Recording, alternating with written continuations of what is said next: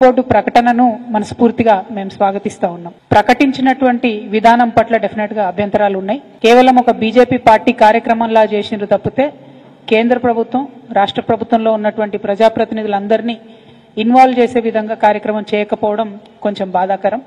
నిజానికి ఈ పసుపు బోర్డు ఆలోచన చేసినప్పుడు 2014 కన్నా ముందు ఎన్నికలకు వెళ్లే ముందు నేను పసుపు రైతులందరితో మాట్లాడినప్పుడు ఆల్రెడీ 15-20 ఏళ్ల నుంచి మేము ఉద్యమాలు చేస్తా ఉన్నాం.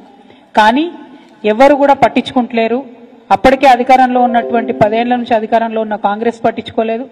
అంతకుముందు భారతీయ జనతా పార్టీ అధికారంలో ఉన్నప్పుడు కొద్దిగా పాజిటివ్గా స్పందించారు కానీ మళ్ళీ ఎప్పుడు పట్టించుకోలేదని పసుపు రైతులందరూ కూడా చెప్పడం జరిగింది.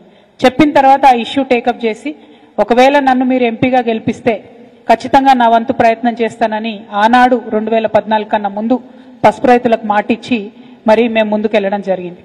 పసుపు బోర్డుతో పాటు పసుపుకు మద్దతు ధర 15,000 రూపాయలు ఇవ్వాలని చెప్పి డిమాండ్ చేస్తూ ఒక త్రిముఖ వ్యూహంతో నేను 5 ఏళ్లు అలుపెరగని పోరాటం చేసిన విషయాన్ని నిజామాబాద్ జిల్లా రైతులందరూ కూడా నేను గుర్తు చేస్తా ఉన్నాను. ఎందుకంటే ఒక బోర్డు రావడంతో సంపూర్ణం కాదు.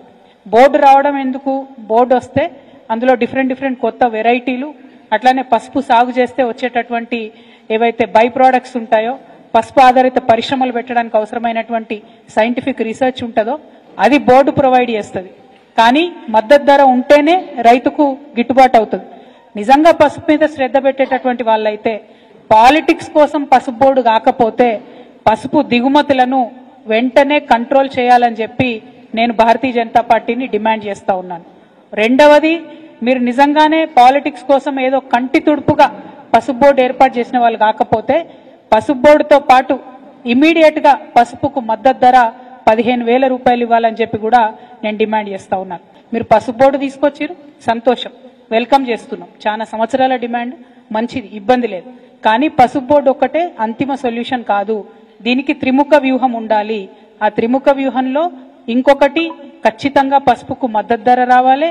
మూడవది, మన దేశంలోకి వచ్చేటటువంటి పసుపు దిగుమతులన్నీ కూడా బతికున్నప్పుడు ఏం పెట్టలేదు, అన్నం పెట్టలేదు. అమ్మ చనిపోయినాక పిల్లమ్మకు బంగారు గాజులు చేపిస్తా అని బయలుదేరిండు కేటీఆర్ లాంటి 10 సంవత్సరాలు అధికారంలో ఉన్నప్పుడు ఫామ్ హౌస్ చుట్టూ దౌలతాబాద్ వాళ్ళు, మరుకు కోళ్ళు, గజ్వేల్ అసెంబ్లీ కాన్స్టిట్యున్సీకి సంబంధించిన రైతులు చచ్చిపోయిన రోజు ఏ రోజు కేటీఆర్ గారికి కనబడలేదు రైతులు. ఇవాళ కేటీఆర్ గారు వచ్చి రైతు ధర్నా చేస్తా, రైతు దీక్ష చేస్తా అంటే కేవలం పొలిటికల్ స్టంట్గా మాత్రమే ప్రజలు చూస్తారు తప్ప ఇంకొకటి కాదు. సో కవిత గారికి కొంచెం ఆ జైల్లో ఉన్నటువంటి సందర్భం లోపల కొంచెం ఇబ్బందికరమైనటువంటి ఆరోగ్య పరిస్థితులు ఇబ్బంది అయినాయని చూసినాం. చెల్లె జైలుకి వెళ్ళి బయటకు వచ్చినాక దవాఖానల చుట్టూ జరుగుతున్నట్టుంది. ఇంకా పూర్తిగా వారి ఆరోగ్యం కుదుటపడినట్టుంది. ఇంకొంచెం మంచి డాక్టర్లతో ట్రీట్మెంట్ చేయించుకున్న తర్వాత ప్రెస్ మీట్లకు వస్తే చెల్లె బాగుంటుంది అనేది